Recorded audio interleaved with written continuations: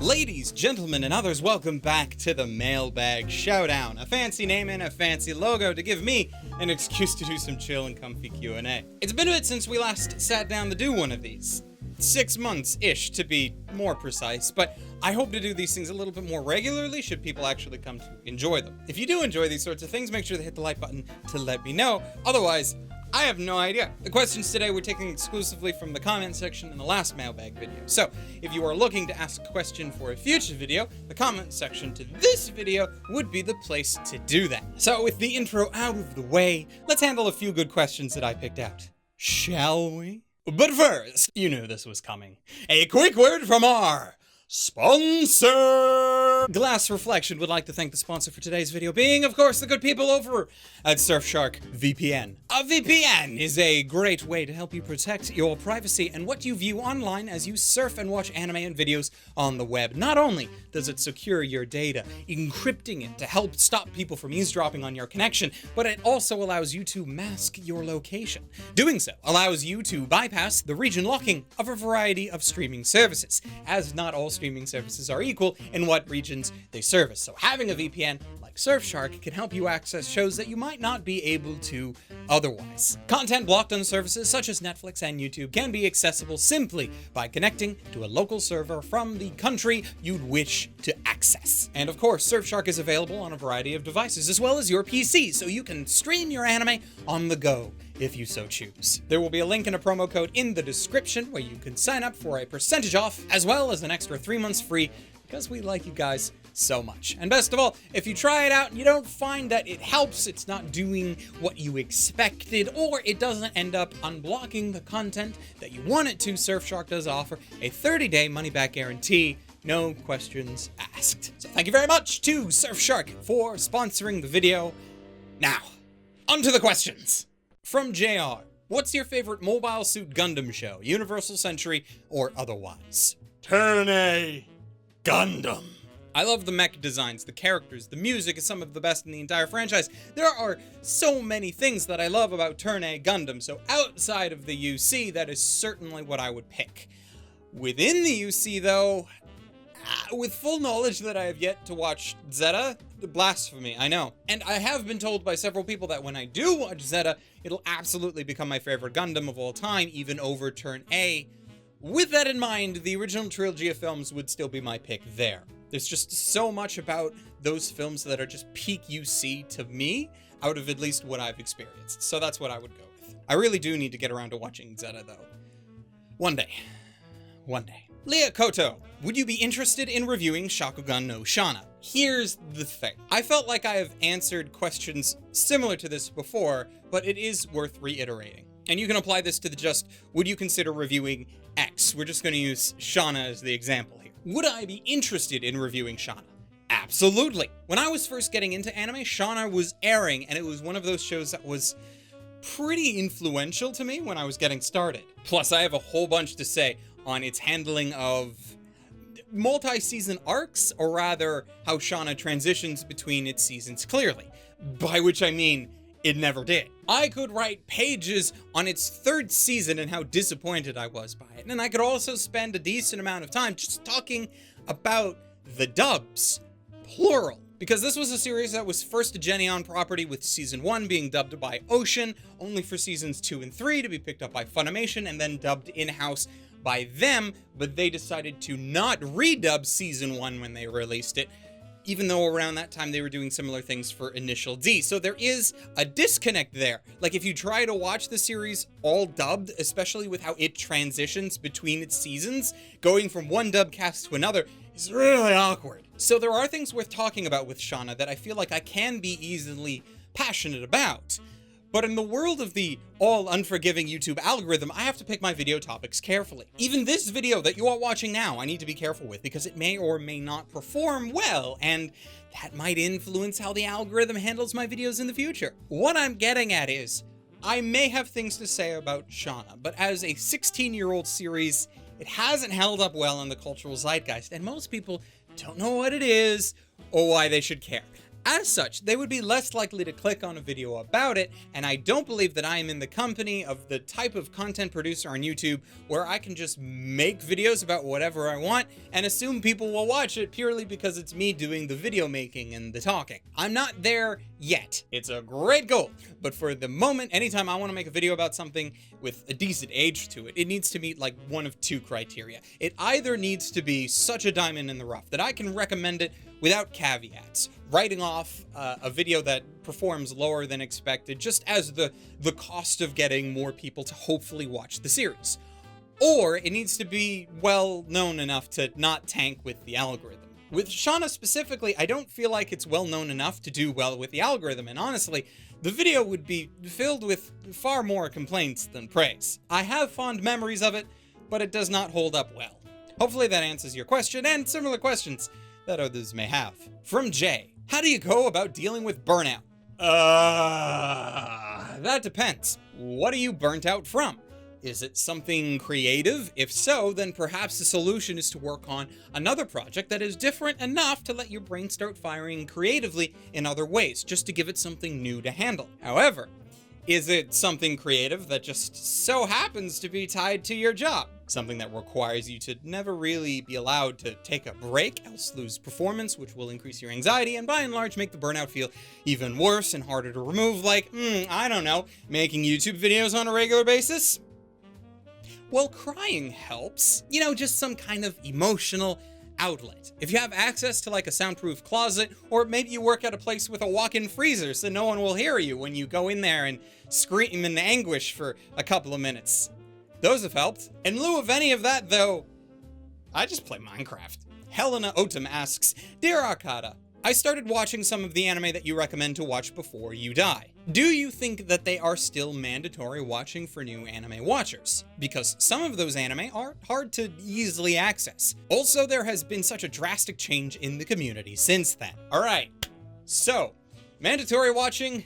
No, but we need to talk about this. For those who don't know, way back in the day, I made a small list of anime that at the time I believed you should watch before you die. This was, I feel like, 10-ish years ago now. It was within like my first year or so of video making, back in like 2009, 2010 or something. The goal of this list was to showcase a small number of shows that overall covered a large swath of what I felt anime had to offer at the time. Each of the 5 were like a combination of things that were either really well known or the best examples of things that I wanted to focus on.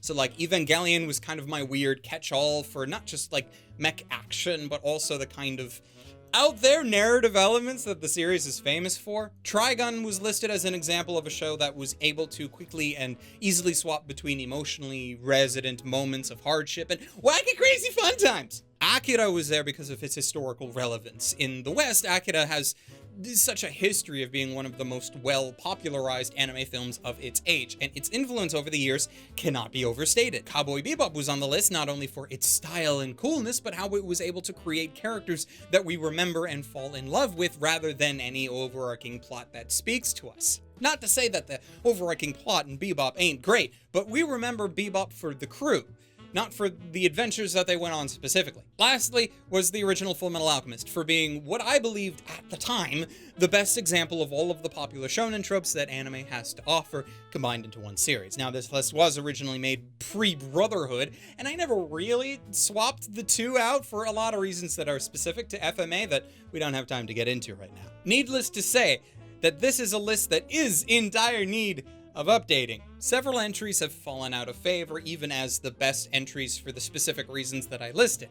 Also, it's been like 11 years now, and many other things have come out since then. So many new things that anime has to offer. But at the same time, I almost feel like such a list is not as necessary in this day and age as it used to be. A new list cannot function, I think, in the same way that the original list did. The original's entries, even if they weren't the most well-liked shows, were surely the best in what they did, and to replace them with newer shows that do that better, well, I feel like not everyone would agree. So let's take Fullmetal Alchemist, for example. Back in 2009, I don't think it would have been difficult to argue its prevalence as one of the better standalone shonen. Sure, there was the big 3, but for a list of shows to watch before you die, we can't really justify adding like One Piece, and it's almost 900 episodes at this point. Looking to modern day, we have a problem with narrative completion in shonen. If you are supposed to watch it before you die, really, it should be over and finished, right? Like, how can you experience a story before you die if you end before it does? So,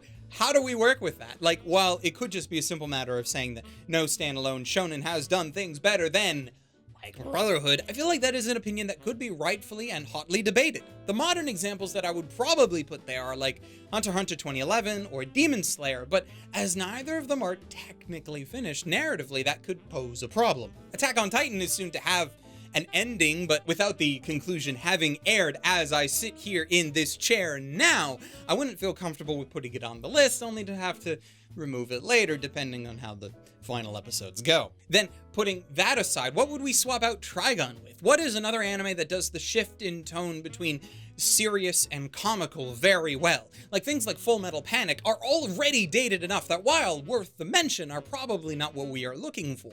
Is there anything that even has that shift, or would the answer once again be Brotherhood? Bebop is worth keeping. I don't really want to argue that with anyone. I still feel like very little has come out to clearly top that as far as its characters. Many have come close. Like, I would probably add things like Baccano as a runner-up for that slot, but really, Bebop has so many other things about it that keeping its inclusion should be a no-brainer. Akira? I've already somewhat replaced that, although I'm not entirely happy with the decision. Several times over the last decade since I made the original list, I have opted to swap out Akira for the original Ghost in the Shell film from 1995, as that film is also visually stunning and culturally influential, and they can both kind of fill that role interchangeably. Is that something worth keeping? In the age of, like, digital sakuga, are films from the 80s and 90s worth keeping in the same breath? Older fans like myself would absolutely say yes, but convincing a younger generation of that might be far more difficult. And I'm not one to try and impose what I enjoyed onto that audience just because. Lastly, Evangelion. Now, this one's tricky because in my personal opinion, I have watched an anime that does many of the same things I liked about Eva and put Eva on this list for, but done better. And no, it's not the Rebuild films. But said anime doesn't have anywhere near the notoriety, and were I to include it, I feel like it would largely be because of personal preference. That anime being Bokurano. Bokurano has mecha fighting, interpersonal relationships, the narratives of all of the characters being really enticing and thrilling with dire stakes. It is a brilliant series that I absolutely feel like deserves to be watched. How many others would agree? And I think that's what I keep getting stuck on with this list. Like, what will people agree with me on or not? Now, I could just say, well, I don't care. It's my list, and if you disagree, go make your own. That has been my standard response to list making in the past.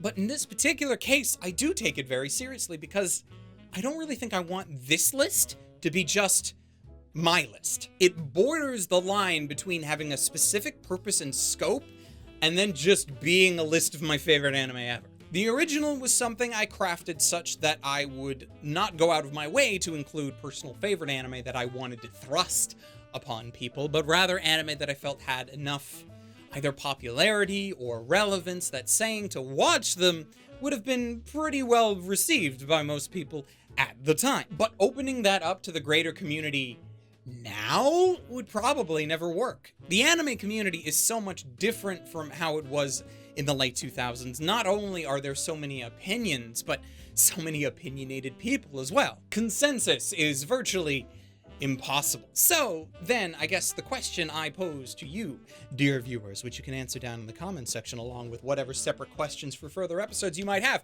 is there value in having a list of anime that people should watch before they die? And should that be like a more personal reflection of whomever is making the list? Or is it possible to have a more broadly agreed upon list by the community?